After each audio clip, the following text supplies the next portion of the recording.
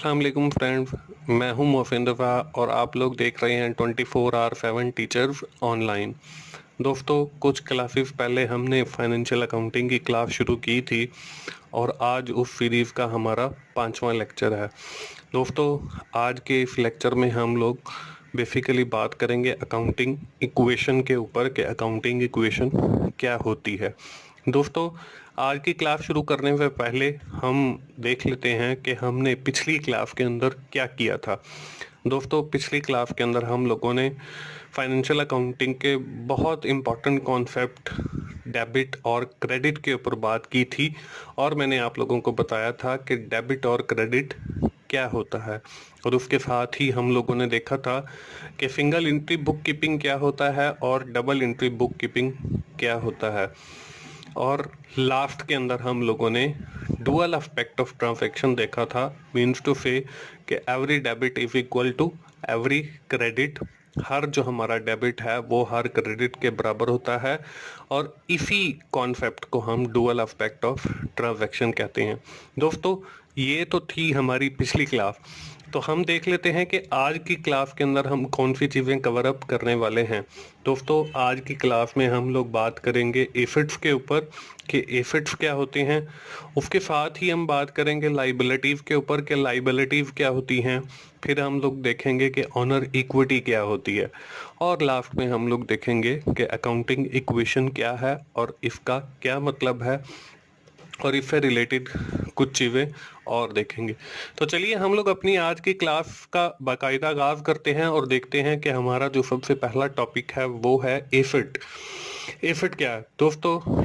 Asset से मुराद properties and possession of business है कि एसेट जो है वो किसी भी बिजनेस की मलकियत या जो उसके कब्जा के अंदर चीज़ें होती हैं उसको हम जो है एसेट्स कहते हैं।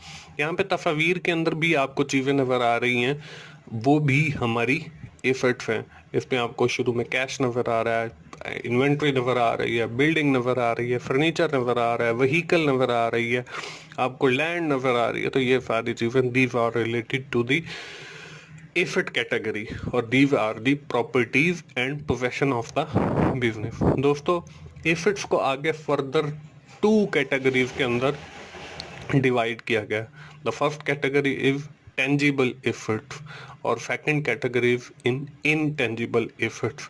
टेंजिबल एसेट्स कौन से होते हैं? टेंजिबल एसेट्स हमारे वो एसेट्स होते हैं जिन जो जगह घेरते हैं, जो हमें फिजिकली नजर आते हैं। इनटेंजिबल एसेट्स ऐसे होते हैं जो हमारी जगह नहीं घेरते और इनटेंजिबल एसेट्स ऐसे एसेट्स होते हैं जिनको एक जगह से दूसरी जगह इजीली ट्रांसफ़र किया जा सके और वो जल्दी से कैश के अंदर भी कन्वर्ट हो जाते हैं। तो टेंजिबल एसेट्स के अंदर देखें, हमारा फर्नीचर आता है, ठीक है जी। उसके बाद व्हीकल आता है। इनटेंजिबल एसेट्स के अंदर हमारे पास यहाँ पे कैश और इन्वेंट्री है और उसके साथ ही इनटेंजिबल एसेट्स में हमारे कॉपीराइट्स आते हैं, उसके साथ हमारे जो है पेटेंट आते हैं और ये सारी चीज़ें जो हैं हमारी इनटेंजिबल एसेट्स के अंदर आती हैं। दोस्तों, आज की हमारी इस क्लास का जो सेकंड कॉन्सेप्ट है वो है लाइबिलिटी। अब लाइबिलिटीज क्या है? Liabilities are the debts and obligation of the business. Liability से मुराद कर्ज है या ऑब्लिगेशन है जिसकी बिजनेस ने अदायगी करनी होती है। दोस्तों, लाइबिलिटीज की भी आगे 2 कैटेगरीज हैं। एक हमारी शॉर्ट टर्म लाइबिलिटीज होती हैं, एक हमारी लॉन्ग टर्म लाइबिलिटीज होती हैं। जो शॉर्ट टर्म लाइबिलिटीज होती हैं जो हमने 1 साल के अंदर जिनकी अदायगी करनी होती है। जो लॉन्ग टर्म हमारी लाइबिलिटीज होती हैं वो हमारी 1 साल से ज़्यादा की होती हैं। अब शॉर्ट टर्म लाइबिलिटीज से मुराद हमारे बिल हो सकते हैं, कोई एम्प्लॉयज़ की सैलरीज हो सकती हैं, ये सारी चीज़ें आती। और जो हमारी लॉन्ग टर्म लाइबिलिटीज हैं उसके अंदर हमारा लोन आ जाता है और ये जो आपको सामने तस्वीर नज़र आ रही हैं ये भी हमें लाइबिलिटीज को रिप्रेजेंट कर रही हैं। हमने मतलब अदायगी करनी है, इसमें लोन है, इसमें कैश है और बाकी सारी चीज़ें हैं। दोस्तों, आज की हमारी क्लास का जो तीसरा कॉन्सेप्ट है वो है ऑनर इक्विटी। ऑनर इक्विटी क्या है जी? Owner equity is defined as the proportion of the total value of the company effort that can be claimed by its owner and by its shareholder। अब एक company के अंदर जो लोग पैसा इन्वेस्ट करते हैं उस पैसे को तो कहते हैं हम कैपिटल। अब कुछ बिजनेसेस ऐसे भी होते हैं जिसके लिए हमें बहुत ज्यादा सरमाए की जरूरत होती है। उसमें क्या होता है, उसमें काफी सारे लोग मिलकर फिर पैसा इन्वेस्ट करते हैं। अब the proportion of a one person that is invested into the business is called owner equity। अब एक बंदे का जो पोर्शन होगा जो उसने कारोबार के अंदर लगाया है या वो जो पोर्शन क्लेम करता है उसको हम ऑनर इक्विटी कहते हैं, और the person who invest in the business is called share holder. वो उस कंपनी का शेयर होल्डर होता है। ये है दोस्तों ऑनर इक्विटी।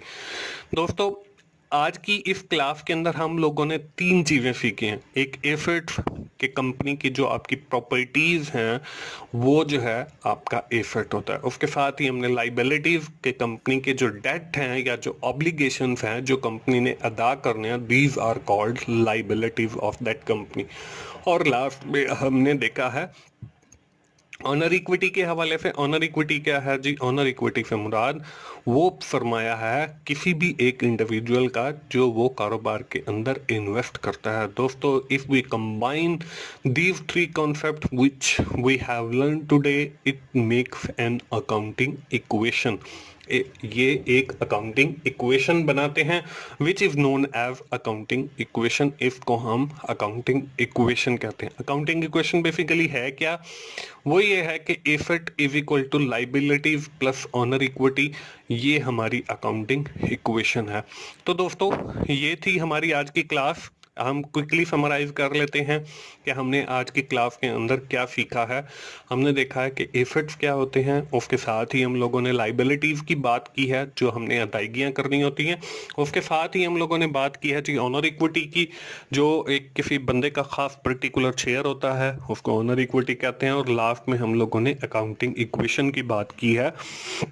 अगर हम इन 3 चीज़ों को कंबाइन करते हैं मतलब asset is equal to liability plus owner equity, तो ये हमारी एक अकाउंटिंग इक्वेशन बन जाती है। दोस्तों ये तो था हमारा आज का लेक्चर। आइंदा आने वाले लेक्चर के ऊपर हमारी जो बात है अकाउंटिंग इक्वेशन के ऊपर जारी रहेगी, और आइंदा आने वाली क्लास 6 के अंदर मैं आप लोगों को अकाउंटिंग इक्वेशन से रिलेटेड एक एग्जाम्पल भी करके दिखाऊंगा। तो दोस्तों मुझे उम्मीद है कि आज की क्लास आपको पसंद आई होगी और आपने जो आज हमने अकाउंटिंग के बेसिक कॉन्सेप्ट्स फर्दर पढ़े हैं वो भी आपको समझ आ गए होंगे। दोस्तों अगर आपको मेरी वीडियोस पसंद आ रही हैं आप लोग अपने दोस्तों से शेयर कीजिए, लाइक कीजिए और कमेंट कीजिए और मेरे चैनल को सब्सक्राइब कीजिए। दोस्तों अगली वीडियो आने तक मुझे इजाज़त दीजिए। थैंक यू वेरी मच दोस्तों। अल्लाह हाफिज़।